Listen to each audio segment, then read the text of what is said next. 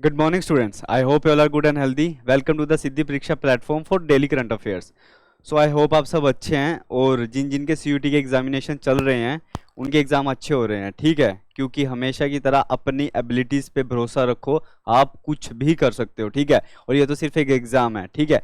सो जोश को हाई रखते हुए आज के करंट अफेयर की क्लासेस को करते हैं स्टार्ट. अब पहले मैं आपको क्लियर कर देना चाहता हूँ कि ये करंट अफेयर की क्लासेस थोड़ा लेट इसलिए डाली जाती हैं ताकि मॉर्निंग में आप उठ के अपना स्टैटिक पोर्शन को रिवाइज कर लें, ठीक है. क्योंकि मॉर्निंग में अगर आप करंट अफेयर के टॉपिक्स अपने अंदर डाल लोगे ना, सो क्या होता है ना, एक मेमोरी है, सुबह सुबह ही आपने क्या हुआ रैंडम टॉपिक से भर ली और सारे का सारा जीके तो कभी भी एग्जामिनेशन में नहीं आता, ठीक है. बट इवनिंग होने से पहले इस वीडियो को जरूर देख लिया करो, क्योंकि इवनिंग होने तक आप को अपडेट रहना है, आपको अपडेट रहना है कि न्यूज़ में क्या क्या है, उससे अपडेट आपको रहना है, ठीक है. सो अगेन मैं बोल रहा हूँ कि ये जो न्यूज़ है, ये जो करंट अफेयर्स हैं जो मैं बता रहा हूँ आपको, पढ़ा रहा हूँ आपको, ये बेसिकली आपके छोटे कॉम्पिटिटिव एग्जाम्स के लिए भी अच्छे हैं, CUT एग्जाम्स के लिए भी अच्छे हैं, ठीक है. और आप इन करंट अफेयर्स को रेफर कर सकते हो अपने एग्जामिनेशंस के लिए, ठीक है. सो आज स्टार्ट करते हैं कि आज हम क्या पढ़ेंगे. सो आज का जो पहला टॉपिक है वो है कॉफ़ी, चाय, टी, आप कुछ भी इसको बोल ले, उससे रिलेटेड, ठीक है.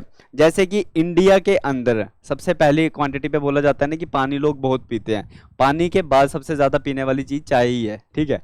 तो सब कुछ कोई ना कोई मतलब अभी होगा चाय लवर, टी लवर. मुझे कमेंट बॉक्स में लिख के बता दीजिए कि किसको चाय या कॉफ़ी अच्छी लगती है. उसके बाद मैं आपको एक इंपॉर्टेंट बात बताऊंगा कि जो चाय से रिलेटेड है कि चाय ज़्यादा पीना इज़ इंजूरियस.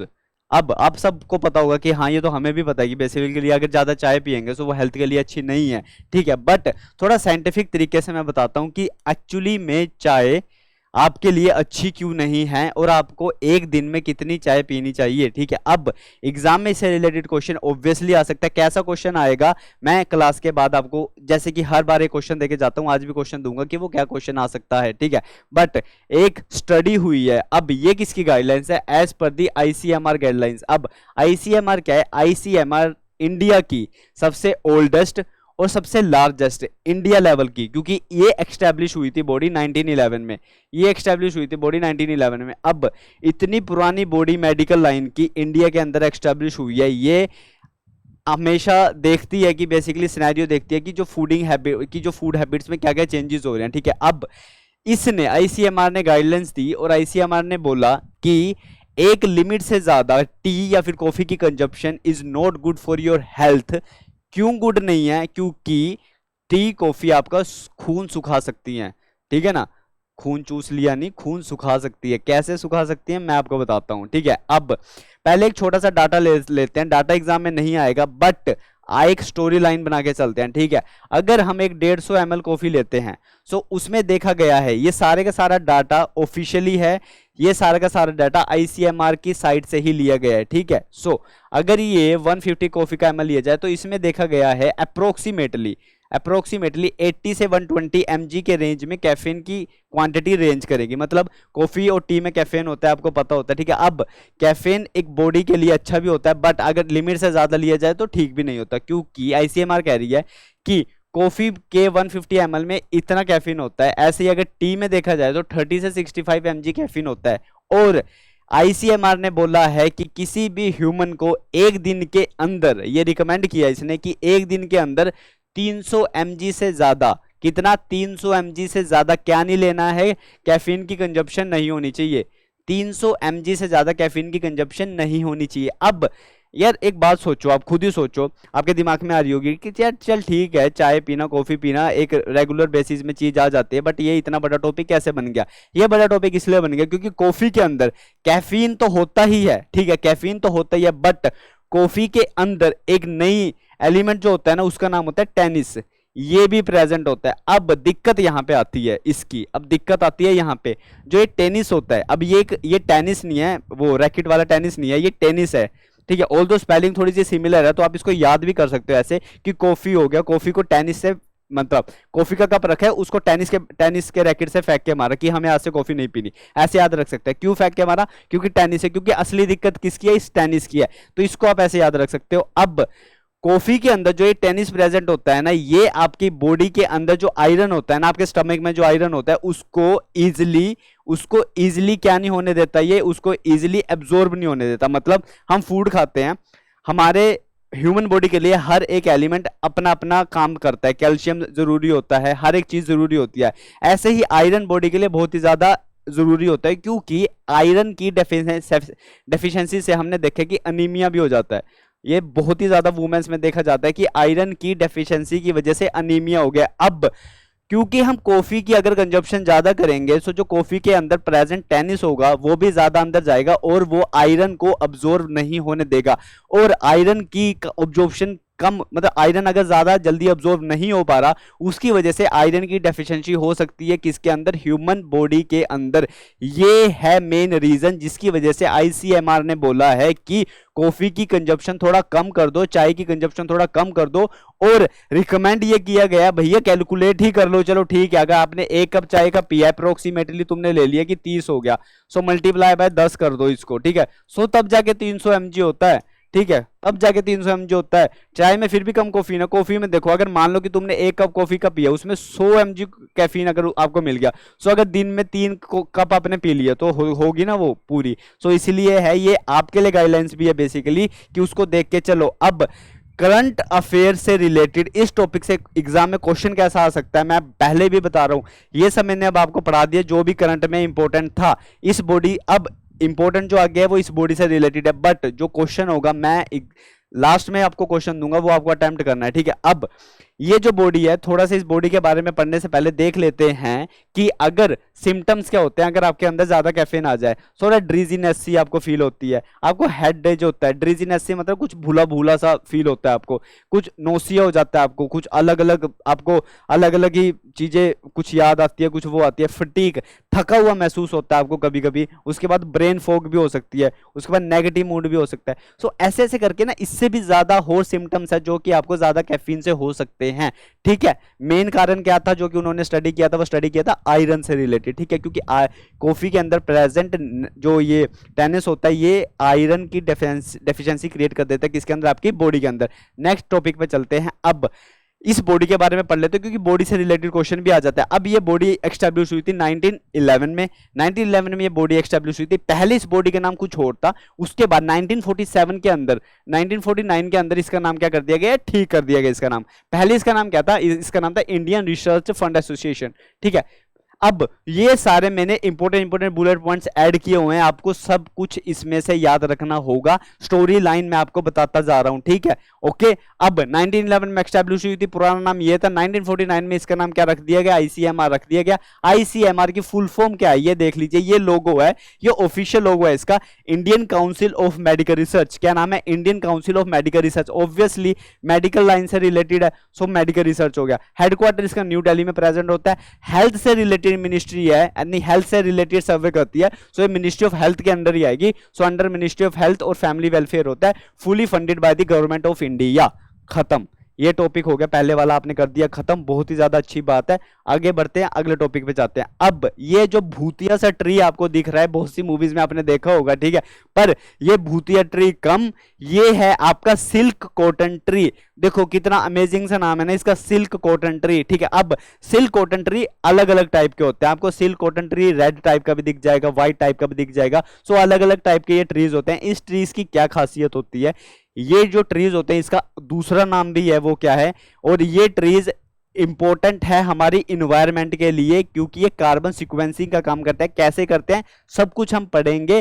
पहले इस ट्री की फोटो देख लीजिए, इस ट्री का नाम है सिल्क कॉटन ट्री। जैसे कि मैंने बोला था, ये ट्री ऐसा भी दिख सकता है और ये ट्री इतना सुंदर भी दिख सकता है, ठीक है। सो दोनों टाइप के ये ट्रीज हैं। सिल्क कॉटन ट्री इनका नाम है, बेसिकली लोकली इसको बोला जाता है सीमल ट्री के नाम से।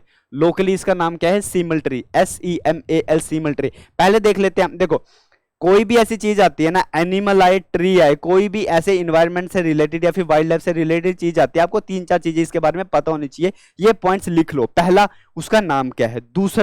दूसरी चीज पता होनी चाहिए कि उसकी डिस्ट्रीब्यूशन कहां कहां पे है, किस किस एरिया में वो प्रेजेंट है। एनिमल से रिलेटेड है तो उसका आईयूसीएन स्टेटस क्या है, ठीक है। अब इंडिया में वो कहां पे प्रेजेंट होती है, ठीक है। ये चीजें बहुत ही ज्यादा इंपॉर्टेंट है। अब इसका लोकली नाम है सीमल ट्री। मेनली ये फाउंड कहां पे किया जाता है, मॉइस्ट डेसिडुअस और सेमी एवरग्रीन फॉरेस्ट में।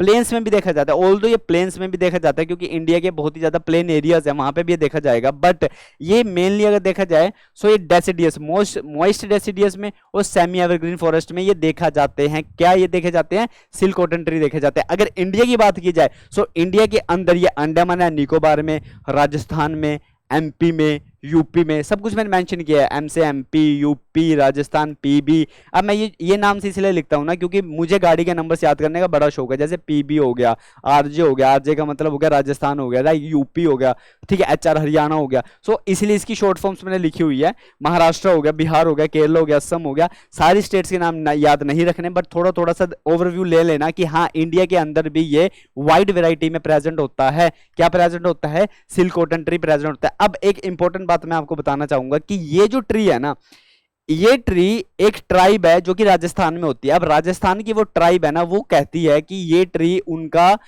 मतलब उनकी ना पुरानी मतलब होता नहीं इतिहास, उनका इतिहास जुड़ा हुआ है इस ट्री से। सो बेसिकली उस ट्राइब का नाम है गरासिया। सो गरासिया ट्राइब है जो राजस्थान की, वो बोलती है कि they are the descendant from this trees, वो इस ट्री के क्या है? डिसेंडेंट है। सो वो बहुत ही ज्यादा मानते हैं इस ट्री को, ठीक है। सो इस ट्राइब से रिलेटेड भी आ सकता है। ट्राइब कहाँ की है? राजस्थान की ट्राइब है। वो क्या मानती है? सिल्क कॉटन ट्री को अपना डिसेंडेंट मानती है, ठीक है। आगे चलते हैं तो आगे जाके हम पढ़ते हैं सिग्निफिकेंस क्या है। तो इस ट्री का सिग्निफिकेंस क्या है? इस ट्री का क्या है? मेन सिग्निफिकेंस क्या है? अब एक अमेजिंग बात मैं आपको बताना चाह रहा हूं कि ये जो सीमल ट्री है या फिर सिल्क कॉटन ट्री है, इसके ट्री के ऊपर आग नहीं लगती। आप सोचोगे क्या? हाँ जी, it is a fire resistant tree. अब ये फायर रेजिस्टेंट ट्री होता है, इस ट्री को आग नहीं लगती, सच बता रहा हूं, ठीक है। ये प्रॉपर्टीज हैं, ऑथेंटिक डाटा है, शक मत करना, खुद भी आप क्या कर सकते हो? जाके सर्च कर सकते हो। So it is a fire resistant tree, it is also known for its cooling property. ये अपनी कूलिंग प्रॉपर्टी की वजह से भी जाना जाता है। मोस्टली तो हर एक ट्री कूलिंग प्रॉपर्टी के लिए जाना जाता है क्योंकि हर एक ट्री हवा एक कूल पड़ता है, बट ये अपनी कूलिंग, ज्यादा कूलिंग प्रॉपर्टी के लिए क्या करता है? ये माना जाता है। उसके बाद ये कार्बन सिक्वेंसिंग का काम कैसे करता है? क्योंकि जब इस ट्री के ऊपर फ्लावर्स आने लगते हैं, ये देख रहे हो आप, ये अच्छे से फ्लावर, जब इस ट्री पे फ्लावर्स आने लगते हैं ना, इन फ्लावर्स के आने से पहले क्या होता है? ये अपनी लीव्स को शेड कर देता है। और जब लीव शेड करता है ना, तो जब वो लीव्स शेड हो जाती है, सो वो लीव्स जो शेड की हुई होती है ना, वो कार्बन सिक्वेंसिंग का काम करती है, वो कार्बन को एब्जॉर्ब करने का काम करती है। ये बहुत ही इंपॉर्टेंट कैरेक्टरिस्टिक्स होती है हर एक ट्री की, ठीक है। उसके बाद कार्बन सिक्वेंसिंग का काम करती है बाय शेडिंग ऑल इस लीफ ड्यूरिंग द प्राइमरी। और ये रोक बिल्स नीडल, अब आप बोलोगे ये क्या है? रोक बीज नीडल। रोक बीज नीडल का मतलब है, ये देखिए, अब यहाँ पे इफ आप देख पा रहे हो, ये देखो, ये ना रोक की तरह दिखने वाली ऐसी ऐसी नीडल्स हैं, मतलब कि ऐसे कांटे हैं, यहाँ पे रोक की तरह दिखने वाले ना ऐसे कांटे हैं इस ट्रीज के ऊपर। अब ये क्यों है?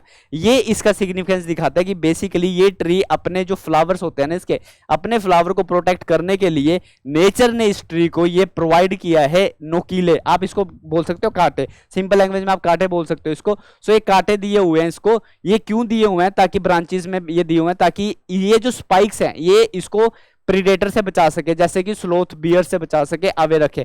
क्योंकि बियर आते हैं वो क्या करते हैं? पेड़ के ऊपर चल के, क्योंकि मॉइस्ट डेसिडियस और एवरग्रीन फॉरेस्ट में प्रेजेंट होते हैं। सो बहुत जगह देखा गया तो बियर्स आके इनके जो फ्लावर्स होते हैं ना, जो इंपॉर्टेंट ऐसे फ्लावर्स खिले हुए हैं, उनको वो डिस्ट्रॉय कर सकते हैं। सो इसीलिए नेचर ने इन ट्रीज को, इनके ब्रांचेस पे वो स्पाइक्स निकाले हुए हैं ताकि बियर इसके ऊपर ना चढ़ पाए और ये अपने आप को क्या कर सके? प्रेडेटर से प्रोटेक्ट कर सके। और जो लास्ट है इसके लिए इंपॉर्टेंट, वो ये है कि एक बायो इंडिकेटर है। बायो इंडिकेटर मतलब कि ऐसा देखा गया है कि अगर ये ट्री, मान लो कि हर साल ये ट्री मार्च में, इमेजिन करना जस्ट, हर साल ये ट्री मार्च में फ्लावर को क्या करता था? ब्लूम कर देता है, राइट। बट अब याद रखो कि हर साल ये मार्च में अगर करता है, बट ऐसा हुआ कि किसी साल इस फ्लावरिंग में डिले हो गई या फिर लीव शेड करने में डिले हो गई, इसका मतलब ये हो जाता है कि गर्मी ज्यादा होने वाली है या फिर बारिश है, जो मॉनसून है ना, मॉनसून का डिले हो रहा है। सो बेसिकली ये ट्री एक लाइव एग्जाम्पल है एक इंडिकेटर का। किसके इंडिकेटर का एग्जाम्पल है? बायो इंडिकेटर का। क्यों? इसके ऊपर जैसे जैसे फ्लावर्स आएंगे, इसके ऊपर जैसे जैसे ये लीव्स को शेड करेगा, वो इंडिकेट करेगा कि कैसी सीजनल चेंजेस हैं, कैसे सीजन के चेंजेस हो रहे हैं। सो सीमल ट्री क्या एक बायो इंडिकेटर है। क्यों? अब देखो, a late flowering could mean a hot summer, मतलब अगर लेट फ्लावर्स आ रहे हैं इस ट्री के ऊपर, सो आप मान सकते हो कि आपके सामने का सिल्क कॉटन ट्री है और उसके ऊपर एवरेज मतलब हर साल अगर मार्च पे आते थे बट उस पे लेट फ्लावर आ रहे हैं, तो इसका मतलब ये है कि या तो ज्यादा समर आने वाली है, लेट समर आएगी, सो लेट ही मॉनसून आएगा, मॉनसूनल डिले होगा, ठीक है। सो ये चीज है बहुत ही ज्यादा इंपॉर्टेंट है, याद रखना इस ट्री के बारे में, silk cotton tree. Next topic हमारे पास आता है एक रिपोर्ट से रिलेटेड। कौन सी रिपोर्ट है ये रिपोर्ट है world wild life crime report. छोटी सी रिपोर्ट है, ज्यादा इंपॉर्टेंट इस रिपोर्ट में ये है कि इस रिपोर्ट को कौन रिलीज करता है, क्योंकि जो रिपोर्ट होती है ना उससे रिलेटेड क्वेश्चन ऐसे पूछे जाते हैं ज्यादातर कि कौन इस रिपोर्ट को रिलीज कर रहा है, कैसे ये रिपोर्ट रिलीज होती है, ठीक है, ओके राइट। अब इस रिपोर्ट को रिलीज करने वाली जो ऑर्गेनाइजेशन है वो है, यहाँ पे लिखा हुआ है, इस तरह की ये रिपोर्ट आती है, यहाँ पे एनिमल्स बने हुए हैं क्योंकि ये वाइल्ड एनिमल्स के यूपर ही होती है, ठीक है। इस तरह से रिपोर्ट आती है, 2024 की ये रिपोर्ट है। कौन सी? 2024 की ये रिपोर्ट है। किसने निकाली है ये? United Nations. किसने निकाली है? United Nations office on drugs and crime. United Nations का एक ऑफिस है ड्रग्स और क्राइम का। इस ऑर्गेनाइजेशन के ऊपर हम पढ़ेंगे कि ऑर्गेनाइजेशन क्या है, कब एस्टैब्लिश हुई थी, बट उससे पहले देख लेते हैं कि इस रिपोर्ट में क्या बताया गया। So the important point that have mention in this report was regarding the rhinoceros. पहली बात है कौन थे? राइनोसोर्स। दूसरे थे सीडार। सो इस रिपोर्ट ने बोला है that the rhinoceros and cedar are the one जो फेस कर रहे हैं सबसे ज्यादा इलीगल वाइल्ड लाइफ ट्रेड। मतलब सबसे ज्यादा इलीगल वाइल्ड लाइफ ट्रेड अगर देखी जाए, so according to this report rhinoceros हैं पहले नंबर पे जिनकी सबसे ज्यादा इलीगल ट्रेड की जा रही है, और साथ के साथ में सीडार हैं जिनकी इलीगल ट्रेड की जा रही है। So this is the report का एनालिसिस पॉइंट है ये मेन।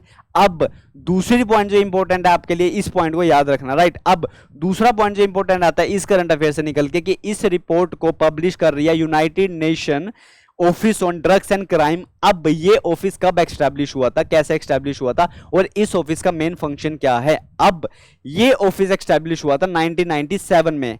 ऐसी बात क्या है, ऐसी क्या जरूरत पड़ी थी? सो 1997 से पहले क्या होता था? दो ऑफिस होते थे यूएन के। कौन से ऑफिस होते थे? एक ऑफिस होता था United Nation drug control program, ठीक है। एक तो ये होता था United Nation drug control program, पहला तो ये होता था ऑफिस। दूसरा ऑफिस होता था centre for international crime prevention.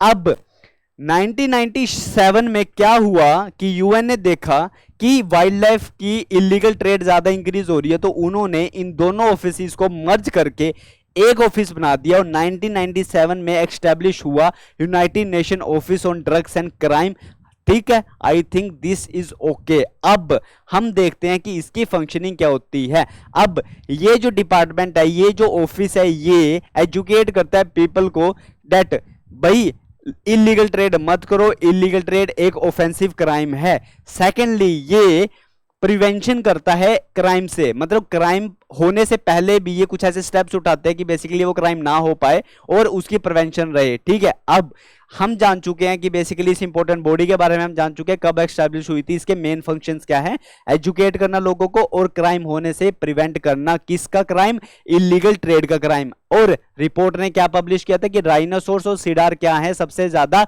उनकी इलीगल ट्रेडिंग की जा रही है। अब अगले टॉपिक पे जाते हैं, और जैसे कि अगले टॉपिक पे जाने से पहले छोटा सा मीम ले लेते हैं, हर क्लास में हम लेते हैं, और याद रखना मीम हम वही लेते हैं जिससे रिलेटेड करंट अफेयर है। और आज इंपॉर्टेंट करंट अफेयर आया है, आपने मेरे ख्याल से इसके बारे में सुना भी होगा, और मैंने थंबनेल पे भी ये लगाया हुआ है सबसे स्टार्टिंग में कि पिग की किडनी लगा दी ह्यूमन को। हाँ जी, ये पिग है, पिग की किडनी लगा दी ह्यूमन को। अब इसको सब जानते होंगे, बेसिकली ये एक बहुत ही बड़े शेफ हैं, ठीक है। अब ये शेफ ऐसे डाल रहे हैं और ऊपर लिखा है me trying to keep my kidney juicy, ठीक है। अब इसको ना इस वे में लेके चलते हैं कि बेसिकली पिग कह रहा है कि मैं ऐसा अलग अलग वो खाना खा के अपनी किडनी को सोल्टी रखने की कोशिश कर रहा हूँ कि वो सोल्टी रहे, और ह्यूमंस आ रहे हैं और मेरी किडनी को निकाल के ट्रांसप्लांट कर रहे हैं, ठीक है। क्यों? अब पिग बोल रहा है यहाँ पे, क्यों भाई ह्यूमंस कम पड़ गए क्या? पिग कह रहा है कि ह्यूमंस कम पड़ गए क्या, कि भाई अब ह्यूमन कम पड़ गए क्या, कि ह्यूमन की किडनी से काम नहीं चल रहा तो तुमने आया मेरी किडनी भी निकाल ली, ठीक है। तो इसी के साथ हम पढ़ते हैं कि बेसिकली करंट अफेयर में बहुत ही ज्यादा इंपॉर्टेंट टॉपिक एक आपके सामने आया है, और एक इंपॉर्टेंट टर्म आपके सामने आई है। कौन सी टर्म है? वो है जीनो ट्रांसप्लांटेशन। अब जीनो ट्रांसप्लांटेशन क्या होती है, डायरेक्टली क्वेश्चन आ सकता है, मैं आपको बताऊंगा क्या होती है, टेंशन मत लो, मैं हूं ना, ठीक है। और अब जीनो प्लांटेशन में क्या होता है क्या नहीं होता, उससे पहले आप देख लीजिए। देखियो कितना ये प्यारा सा पिग है, इसके सिर पे पिग लिख देते हैं और यहाँ पे एक रेड हार्ट बना देते हैं इसके लिए, ठीक है। आई होप इतना काफी है, ठीक है। अब ये रेड हार्ट बना देते हैं किसके लिए, पिग के लिए। अब ये जो पिग है, पिग का किडनी निकाल के एक ह्यूमन में ट्रांसप्लांट की गई। यही नहीं, सबसे पहले ये चीज स्टार्ट हुई थी, जो जीनो प्लांटेशन है ना, जीनो प्लांटेशन सबसे पहले स्टार्ट की गई थी। मतलब सबसे पहले ऐसे किसी एनिमल का ऑर्गन निकाल के किसी ह्यूमन में डाला गया था। ये चीज सबसे पहले देखी गई थी 2022 में। 2022 में क्या हुआ था, एक एक बहुत ही ज्यादा बुजुर्ग इंसान थे, एक ओल्ड मैन थे। अब एक थोड़ी सी स्टोरी है, इसको सुन लीजिए। 2022 में एक ओल्ड मैन थे, उस ओल्ड मैन को हार्ट ट्रांसप्लांट कराया गया था पिग का। मतलब पिग का हार्ट निकाल के उनके अंदर डाला गया था और देखा गया था साइंटिस्ट ने कि क्या होता है क्या नहीं होता, डॉक्टर्स ने। अब वो जो ऑपरेशन था ट्रांसप्लांट का वो बिल्कुल ही सक्सेसफुल हो गया था, बट देखा गया कि कुछ मंथ्स के बाद उसकी डेथ हो जाती है, ठीक है। मतलब ये कि एक ह्यूमन एक पिग के हार्ट से जिंदा रहा, बट हाँ कुछ टाइम ही जिंदा रह पाया, बट जिंदा रहा। ऐसे ही देखते हुए ये सबसे पहले 2022 में हुआ था। और अभी रिसेंट में भी क्या देखा गया है कि पिग की किडनी किसी ह्यूमन में लगाई गई है। ऑल्दो वो ह्यूमन भी अब मर गया है, पर वो भी कुछ टाइम के लिए अलाइव रहा था। और इन सब चीजों को बोला जाता है जीनो ट्रांसप्लांटेशन, ठीक है। ओके, अब इस टर्म से रिलेटेड कुछ भी आया, सो आई थिंक आपको क्लियर है क्या है क्या नहीं है। बट एक और क्वेश्चन आपके दिमाग में आ रहा होगा कि सर हम सिर्फ पिग को ही क्यों चूज कर रहे हैं, किसी और एनिमल को क्यों नहीं चूज कर सकते। हो तो हम शेर का वो भी दिल भी लगा सकते हैं, बट सिर्फ पिग का ही क्यों दिल लगा सकते हैं, क्योंकि साइंटिस्ट और डॉक्टर ने रिसर्चेस की और रिसर्चेस करके ये फाइंड आउट किया कि जो पिग की एनाटोमियल और फिजिकल पैरामीटर्स होते हैं ना, मतलब कुछ फिजिकल पैरामीटर्स पे और एनाटोमियल बेसिस पे देखा गया कि जो पिग है ना, इसके कुछ ना कुछ कैरेक्टरिस्टिक्स जो ऑर्गन से रिलेटेड है वो ह्यूमन से मैच हुए और ह्यूमन ने पॉजिटिव रिस्पॉन्स दिया इसके ऑर्गन्स को रिलेटेड।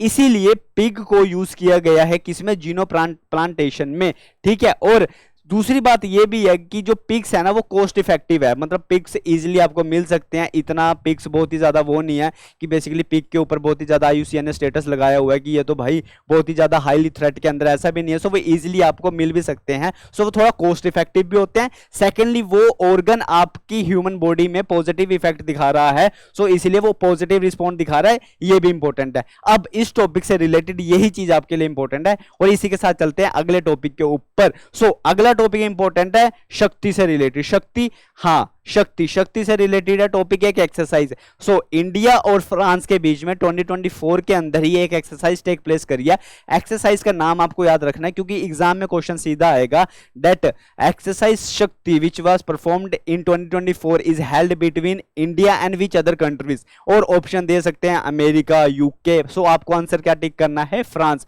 सो ये फ्रांस से रिलेटेड एक्सरसाइज है। सो ये एक फ्रांस से रिलेटेड एक्सरसाइज है, एक्सरसाइज शक्ति 2024 में कंडक्ट हुई है। ये इस टाइम इस एक्सरसाइज का 7th एडिशन था। I hope this is visible to you.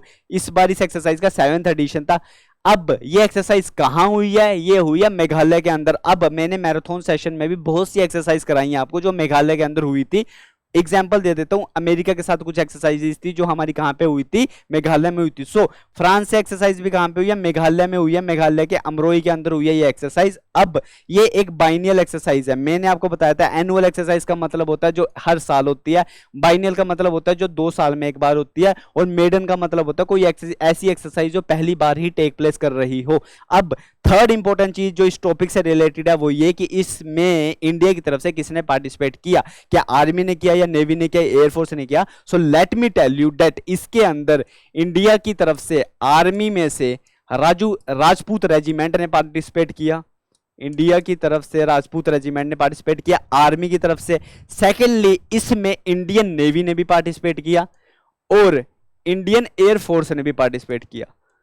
सो ये बहुत इंपॉर्टेंट बात है कि शक्ति एक्सरसाइज में इंडियन आर्मी, इंडियन एयरफोर्स और इंडियन नेवी तीनों की इन्वॉल्वमेंट देखी गई है और ये 2 साल में एक बार कंडक्ट करने वाली एक्सरसाइज है। एक्सरसाइज इसका नाम है शक्ति। कहां पे हुई, मेघालय के अंदर। और इसी के साथ चलते हैं अगले टॉपिक में, और अगले टॉपिक में आता है माही रिवर। अब माही रिवर न्यूज में इसलिए थी क्योंकि माही रिवर में रिसेंटली 2 यंगस्टर्स थे, उनकी डेथ हो गई है।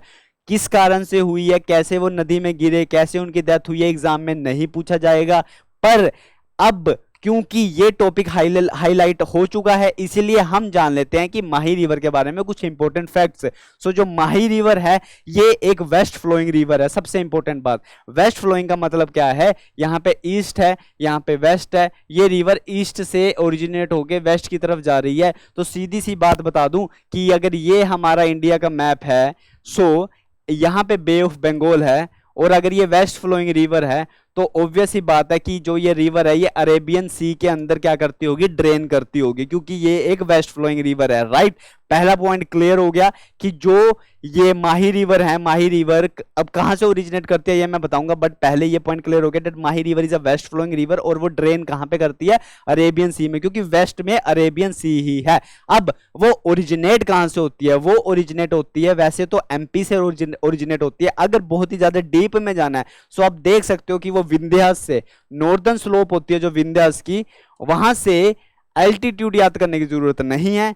विंध्यास से एक विलेज आता है भोपावर, इस विलेज आता है भोपावर, धार डिस्ट्रिक्ट में, मध्य प्रदेश के अंदर क्या होती है, ओरिजिनेट होती है। बेसिकली अगर आप इतना भी याद रख लोगे ना कि ये एमपी से ओरिजिनेट होती है, विंध्या रेंज से, इतना भी इनफ होगा। और ज्यादा डिटेल में जाना है तो सिर्फ आप डिस्ट्रिक्ट को याद रख सकते हो कि धार डिस्ट्रिक्ट से ही होती है। विलेज का नाम याद रखना, एल्टीट्यूड का नाम याद रखना एग्जाम में नहीं पूछा जाएगा। सेकेंडली, अब एमपी में तो ये रिवर ओरिजिनेट होती है, बट एमपी से निकल के ये रिवर एमपी में तो होती है, गुजरात और राजस्थान से भी पास करती है, क्योंकि एमपी अगर देखा जाए तो एमपी यहाँ पे है, और ये एमपी से रिवर निकल के, ऑल तो मैं मैप में आपको दिखाऊंगा, टेंशन मत लो, एमपी से निकल के ये रिवर गुजरात और राजस्थान दोनों से पास करती है और अरेबियन सी में जाके ड्रेन हो जाती है। थर्ड लास्ट इंपॉर्टेंट ये देखो, यही अरेबियन सी में क्या हो जाती है, ड्रेन हो जाती है गल्फ ऑफ खंबत से। अब मैप से देख लेते हैं, अगर मैप में देखा जाए सो ये एमपी का मैप है, पहली बात तो ये एमपी का मैप है। अब एमपी में यहां पे ये विंध्या रेंज में क्या होगी, ओरिजिनेट होगी, और ये वेस्ट फ्लो करना स्टार्ट कर देगी। वेस्ट फ्लो होके ये क्या करेगी, ये राजस्थान के अंदर एंटर करेगी, राजस्थान से फिर ये गुजरात में एंटर करेगी, और यहां पे प्रेजेंट है क्या, गल्फ ऑफ खंबत, यहां पे प्रेजेंट है गल्फ ऑफ खंबत। अब गल्फ ऑफ खंबत से ये क्या करेगी, अरेबियन सी में ड्रेन कर जाएगी। ये जो ग्रे कलर है ये अरेबियन सी का है, blue colour is for Mahi river. अब माही रिवर की कुछ ट्रिब्यूटरीज हैं, वैसे तो 6 से 7 है, पर आप 3 इंपॉर्टेंट ट्रिब्यूटरीज को याद रखो। पहली है सोम, सोम रिवर किसकी ट्रिब्यूटरी है, माही रिवर की राइट बैंक ट्रिब्यूटरीज। और लेफ्ट बैंक ट्रिब्यूटरीज क्या होती है, अगर ये माही रिवर है ना, सो ये लेफ्ट है ये राइट है, सो लेफ्ट बैंक ट्रिब्यूटरीज है पनम। लेफ्ट बैंक ट्रिब्यूटरीज कौन सी है, पनम, PNM पनम। और राइट बैंक ट्रिब्यूटरीज कौन सी है, अनस, रमन और अनस है उसकी क्या, right bank tributaries. So I hope this is clear to you. और इसी के साथ क्लास का हो जाता है, सेशन का आ जाता है एंड। और आज का जो इंपॉर्टेंट क्वेश्चन आपके लिए है, इसका आंसर सबको करना है, क्योंकि कॉन्सेप्ट की क्लैरिटी होना अच्छी बात है, but power of solving question ही आपको क्या देंगे, एक पॉजिटिविटी देंगे, कॉन्फिडेंस देंगे। सो आज का क्वेश्चन जो मैंने पढ़ाया उसी में से है, एंड आई होप कल का ऑप्शन भी, कल का क्वेश्चन का आंसर भी काफी बच्चों ने किया था और काफियों का आंसर सही भी था। राइट, अब आज का जो क्वेश्चन है वो ये है कि अगर स्टेटमेंट ली जाए कॉफी और आयरन कंजप्शन से रिलेटेड, सो इनमें से कौन सी स्टेटमेंट राइट है। पहला ऑप्शन बोलता है कॉफी इंक्रीज करती है absorption of iron due to its tannin content. मतलब ये पहले ऑप्शन में बोला जाना है कि कॉफी पीने से आयरन की एब्जॉर्प्शन इंक्रीज होती है। दूसरा बोला जाता है कि टैनिस प्रेजेंट, टैनिस एक एलिमेंट है जो इसमें प्रेजेंट होता है, इसके प्रेजेंट होने की वजह से कॉफी हिंडर करती है the body absorption of iron potentially leading to iron deficiency. क्या इसका ऑप्शन नंबर बी होगा या ऑप्शन नंबर सी होगा। सी कह रहा है कि coffee has no effect, coffee पीने से हमारा आयरन कंजप्शन पे कोई भी इफेक्ट नहीं पड़ता। क्या ये ऑप्शन सही है, या फिर tannins is coffee facilitate the absorption of iron by enhancing the gastro